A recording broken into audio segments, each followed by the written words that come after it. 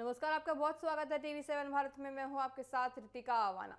नेपाल के विदेश मंत्री कैनाल दिन के 3 दिन के आधिकारिक दौरे पर भारत पहुंचे हैं। ये उनकी इस साल की पहली भारत यात्रा होगी जब से उन्होंने पदभार संभाला है। इस दौरे को भारत और नेपाल के बीच संबंधों को और मजबूत करने के एक महत्वपूर्ण अवसर के रूप में देखा जा रहा है। नेपाल के विदेश मंत्री शुक्रवार को नई दिल्ली पहुंचे हैं। उनकी यात्रा के दौरान वे भारत के विदेश मंत्री एस जयशंकर से शनिवार को मुलाकात करेंगे। इस बैठक में दोनों देशों के बीच कई महत्वपूर्ण मुद्दों पर चर्चा होने की संभावना है। भारत के विदेश मंत्रालय ने नेपाल के विदेश मंत्री का स्वागत करते हुए कहा कि ये यात्रा दोनों देशों के बीच नियमित उच्च स्तरीय संवाद की परंपरा को आगे बढ़ा सकती है। मंत्रालय ने कहा कि भारत और नेपाल के बीच संबंध ऐतिहासिक और विशेष होने जा रहे हैं और इस यात्रा से इन संबंधों को और मजबूती मिलेगी।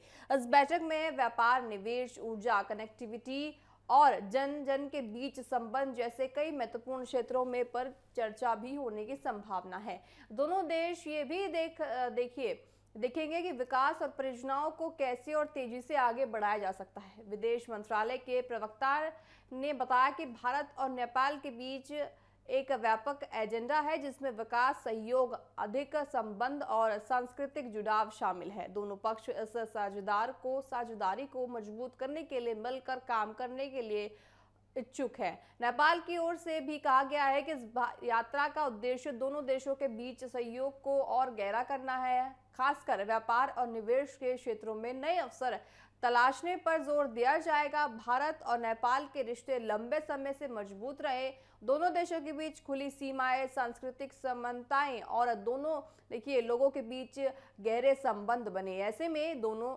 देशों के भविष्य के सहयोग के लिए महत्वपूर्ण कदम माना जा रहा है।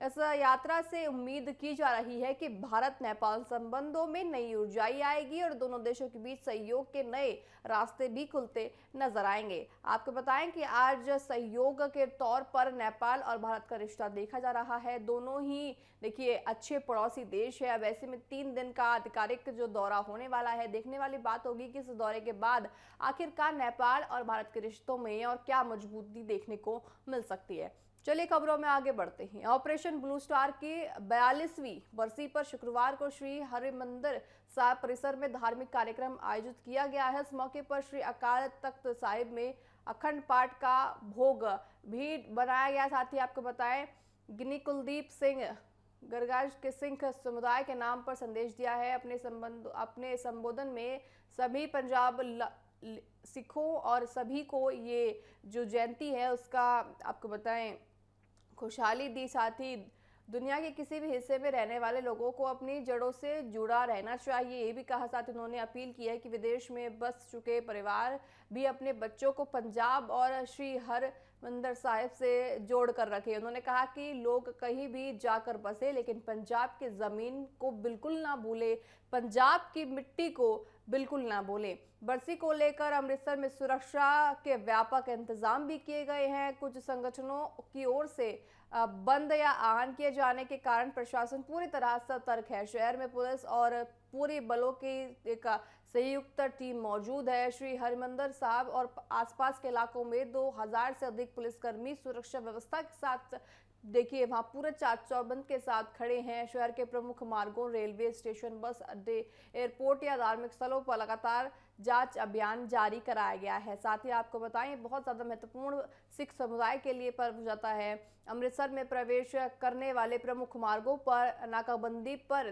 वाहनों और लोगों की जांच कर रहे हैं। साथ ही ऑपरेशन ब्लू स्टार भारतीय इतिहास की सबसे चर्चित और संवेदनशील घटनाओं में से एक माना जाता है। वर्ष 1984 में केंद्र सरकार ने पंजाब में बढ़ते उग्रवाद और सुरक्षा चुनौतियों के बीच सैन्य कार्रवाई शुरू की, जिसकी शुरुआत जून 1984 के पहले सप्ताह में श्री हरमंदिर साहिब परिसर की घेराबंदी के साथ हुई थी। इसी के बाद सेना और उग्रवादियों के बीच संघर्ष हुआ। इस अभियान के दौरान बड़े संख्या में लोगों की जान गई, जिनमें सैनिक, उग्रवादी और आम श्रद्धालु भी शामिल थे।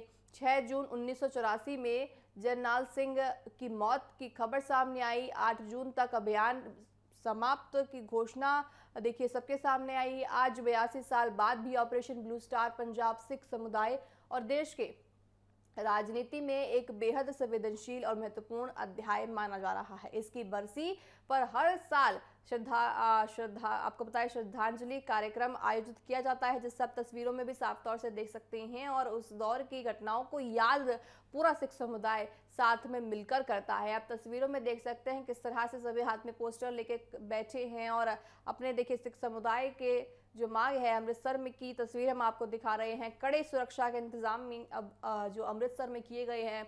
पुलिस प्रशासन अमृतसर में मौजूद है। शहर में हाई अलर्ट जारी कर दिया गया है ताकि किसी भी तरह की कोई समस्या ना हो, किसी भी तरह की कोई देखिए समस्या के कारण किसी भी जनता को कोई प्रॉब्लम ना हो। अकाल तख्त में देखिए साथ ही आप तस्वीरों में देख सकते हैं किस तरह से सभी हाथों में पोस्टर लेके बैठे हैं। पूरा सिख समुदाय आपको तस्वीरों में साफ तौर से दिखाई दे रहा होगा। अमृतसर में सुरक्षा के कड़े इंतजाम कर दिए गए हैं। शहर में हाई अलर्ट है ताकि किसी को भी किसी भी तरह की कोई समस्या का सामना यहाँ अमृतसर में ना करना पड़े। बहरहाल चलिए खबरों में आगे बढ़ते हैं, रुक करते हैं दिल्ली का। दक्षिणी दिल्ली के पुष्प विहार इलाके में देर रात पुलिस और बदमाशों के बीच मुठभेड़ हो गई। इस कार्यवाही में दिल्ली पुलिस की स्पेशल स्टाफ और एटीएस की संयुक्त टीम ने 3 आरोपियों को गिरफ्तार कर लिया है। पुलिस के अनुसार आरोपी की मौजूदगी की सूचना मिलने के बाद इलाके में घेराबंदी की गई थी। टीम आपको बताया संदिग्धों की तलाश कर रही थी, तभी पुलिस और बदमाशों का आमना सामना हो गया। बताया जा रहा है कि पुलिस को देखकर आरोपियों ने भागने की कोशिश भी की और स्थिति मुठभेड़ में बदल गई। देखिए कार्यवाही के दौरान पुलिस ने तीनों आरोपियों को पकड़ लिया है। उनके पास से एक बाइक, हथियार और अन्य सामान भी बरामद किए गए हैं। बरामद सामान की जांच जारी है ताकि ये लगाया जा सके कि आखिर इस्तेमाल क्यों हुआ था इन हथियारों का, साथ ही किसी आपराधिक घटना में तो और ये शामिल नहीं है। पुलिस फिलहाल देखिए गिरफ्तार आरोपियों से पूछताछ कर रही है, साथ ही उनके पुराने आपराधिक रिकॉर्ड और अन्य मामलों में संभावित जो भी जांच है उसको करने की पूरी कोशिश कर रही है। अधिकारियों का कहना है कि पूछताछ के बाद कई अहम खुलासे हो सकते हैं। पुलिस ये भी पता लगाने की कोशिश कर रही है कि आरोपी किसी संगठित गिरोह से जुड़े तो नहीं है, किसी गिरोह के तो नहीं है, साथ ही किसी का नेटवर्क से जो ये जुड़े नहीं है। फिलहाल देखिए मामले की जांच जारी है और सुरक्षा एजेंसियां पूरे घटनाक्रम से जुड़े सभी पहलुओं की पड़ताल में लगी हुई है। इस कार्रवाई को दक्षिण दिल्ली पुलिस की बड़ी सफलता माना जा रहा है, क्योंकि समय रहते आरोपियों को गिरफ्तार कर लिया गया और किसी बड़े अपराध की आशंका को भी यहाँ दिल्ली पुलिस ने देखिए टाल दिया है। चलिए बहरहाल खबरों में आगे बढ़ते हैं। मालवीय नगर अग्निकांड में 21 लोगों की मौत और 40 से ज्यादा लोगों के घायल होने के बाद दिल्ली प्रशासन ने सख्त कदम उठाने शुरू कर दिए हैं। हादसे के बाद दिल्ली नगर निगम यानी एनसीडी ने इलाके में बड़े पैमाने पर सीलिंग और अतिक्रमण हटाने का अभियान चला दिया है। प्रशासन का कहना है कि नियमों का उल्लंघन करने वाले सभी अवैध निर्माणों के खिलाफ कार्रवाई होगी। मालवीय नगर के जिस इलाके में आग लगने की घटना हुई वहां लंबे समय से व्यवसायिक सभी नियमों के उल्लंघन किए जा रहे थे। शुरुआत उनकी हो चुकी थी, लेकिन हादसे के बाद प्रशासन ने जांच तेज की है और अवैध निर्माण तथा बिना अनुमति संचालित हो रहे जो भी निर्माण है उनको ध्वस्त किया जा रहा है। एमसीडी अधिकारियों के मुताबिक दक्षिण दिल्ली के जो हौज खास साथ ही आसपास के जो क्षेत्र हैं उनमें इमारतों और सभी जो इमारत है ये हो सकता है, संभावना है कि वो अवैध हो, तो ऐसे में कार्रवाई हो रही है। साथ ही कार्रवाई के बाद करीब 10 को देखिए जो 10 निर्माण है उनको सील किया गया है। इनमें कई रेस्टोरेंट और व्यावसायिक इकाई भी शामिल है। हौज खास क्षेत्र में पहले भी 2 इमारतों और सील किए जा चुके हैं, जबकि आपको बताएं पूरे इलाके को छावनी में अब तब्दील कर दिया गया है। प्रशासन ने बताया है कि हौज रानी और आसपास के क्षेत्र में ऐसी जो घटनाएं हैं वो सामने आ सकती हैं। ऐसे में देखिए आपको पंजा यहाँ पे पीला प्रशासन का चलता साफ तौर से दिख रहा होगा। साथ ही देखिए जो सुरक्षा मानकों और नगर निगम नियमों का पालन नहीं कर रहे थे उनके खिलाफ ये कार्रवाई हो रही है। इन सभी के खिलाफ चरणबद्ध तरीके से कार्रवाई की जाएगी। सीलिंग अभियान और देखिए जो भी एमसीडी ने 4 विशेष टीमें बनाई हैं वो सभी इन मकानों पर अपनी कार्रवाई करेगी। राजनीतिक स्तर पर भी इस घटना को लेकर सवाल उठ रहे हैं। विपक्षी दलों का कहना है कि यदि समय रहते सुरक्षा मानकों की जांच और नियमों का पालन सुनिश्चित किया गया होता तो इतना बड़ा हादसा होते होते टल जाता। वहीं प्रशासन का दावा है कि जब जिम्मेदार लोगों की पहचान कर सख्त कार्रवाई की जाएगी और भविष्य में ऐसी घटनाओं को रोकने के लिए सुरक्षा व्यवस्था को मजबूत किया जाएगा।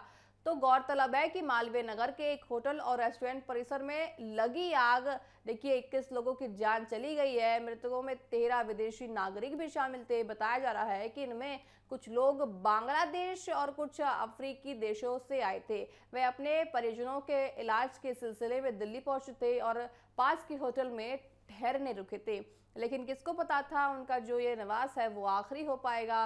इस दर्दनाक हादसे के बाद एक बार फिर देखिए राजधानी में राजनीति खड़ी हो गई है। भवन सुरक्षा, फायर सेफ्टी के लिए बड़े सवाल यहाँ खड़े हो रहे हैं। अब सभी की नजरें इस बात पर टिकी है कि प्रशासन की ये देखिए जो सख्ती है केवल कुछ दिनों तक सीमित रहती है या फिर नियमों के उल्लंघन के खिलाफ लगातार कार्रवाई ऐसी ही जारी रहती है। नगर निगम की, एमसीडी की जो कार्रवाई है, प्रशासन की जो कार्रवाई है वो ऐसे ही जारी रहती है। ये देखने वाली बात होगी क्योंकि मालवीय नगर में एमसीडी की देखिए बड़ी कार्रवाई आपको तस्वीरों में साफ तौर से देखी जा रही होगी। जिस तरह से अवैध निर्माण पर बुलडोजर यहाँ चलता दिख रहा है, साथ ही दिल्ली की तस्वीर हम आपको दिखा रहे हैं। नियम तोड़ने वालों पर सख्ती अब प्रशासन की ओर से हो रही है। 21 मौतों के बाद देखिए प्रशासन अब जागा है। 21 मौतें हो गई, उसके बाद प्रशासन जागा है। साथ ही देखने वाली बात होगी कि जिस तरह से प्रशासन ने अब सख्ती दिखाई है, आने वाले दिनों में सख्ती कायम रह पाती है या नहीं। चलिए बहरहाल खबरों में आगे बढ़ते हैं।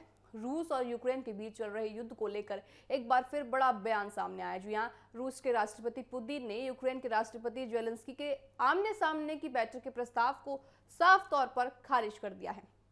पुतिन ने कहा कि मौजूदा हालत में ऐसे किसी बैठक से कोई खासा फायदा नहीं होने वाला है। उनके अनुसार पहले भी इस तरह की मुलाकातों को कोई ठोस परिणाम बाद में नहीं निकल कर आया। उन्होंने कहा कि कई बार ऐसी बैठकों का इस्तेमाल सिर्फ समय खींचने के लिए किया जाता है, जबकि असली जरूरत समझौते की है, ना सिर्फ बातचीत की। ये बयान रूस के सेंट पीटर्सबर्ग अंतर्राष्ट्रीय आर्थिक मंच के दौरान दिया गया है, जहां पुतिन ने यूक्रेन युद्ध और शांति प्रयासों पर अपनी बात रखी। उन्होंने दोहराया कि देखिए रूस अपने लक्ष्यों को प्राप्त करने के लिए आगे बढ़ता नजर आएगा। पुतिन ने यूक्रेन राष्ट्रपति द्वारा भेजे गए एक पत्र पर भी प्रतिक्रिया दी है। उन्होंने कहा कि उन्हें ये पत्र बाद में मिला है। साथ ही आपको बताएं, उन्होंने मीटिंग के लिए पूरी तरह से खारिज कर दिया है। पुतिन का कहना है कि यह सिर्फ और सिर्फ समय की पाबंदी है, समय को खराब करने के लिए बैठक हो रही है, बल्कि यहाँ जरूरत है कि आप समझें और सोच विचार करके जो चीजें हैं उनको सॉल्व करें। साथ ही पुतिन ने यह सवाल उठाया है कि क्या इस तरह के पत्र या उद्देश्य वास्तव में बातचीत को आगे बढ़ाएगा या स्थिति को और जटिल बनाएगा। उन्होंने यूक्रेन में चुनाव को लेकर भी रूस का पुराना रुख दोहराया। रूस का कहना है कि यूक्रेन में राजनीतिक स्थिति अस्थिर है और चुनाव आपको बताएं जिस तरह से हो रहे हैं, जिससे वहां के नेतृत्व व्यवस्था पर सवाल यहाँ उठाए हैं। इसके अलावा पुतिन ने अंतर्राष्ट्रीय सभी मुद्दे पर भी टिप्पणी की है। उन्होंने कहा कि यदि जो शांति प्रक्रिया में कोई समझौता होता है तो उसमें सभी पक्षों की भूमिका तय होनी चाहिए। उन्होंने अमेरिका का उल्लेख करते हुए कहा कि सहयोग और बातचीत की संभावना हमेशा खुली रहनी चाहिए। उन्होंने वर्तमान में स्थिति जटिल बनाई हुई है। साथ ही इस पूरे घटनाक्रम से साफ हो गया है कि रूस और यूक्रेन के बीच तनाव कम होने के बजाय और गहराता नजर आ रहा है। दोनों देशों के बीच शांति वार्ता की उम्मीदें फिलहाल कमजोर सी नजर आ रही है। अंतर्राष्ट्रीय समुदाय लगातार इस संघर्ष को समाप्त करने के लिए प्रयास कर रहा है, लेकिन अब तक कोई ठोस समाधान सामने नहीं आया है। देखने वाली बात होगी कि इस बैठक आखिर होती है या नहीं। जिस तरह से पुतिन ने इसको मना कर दिया,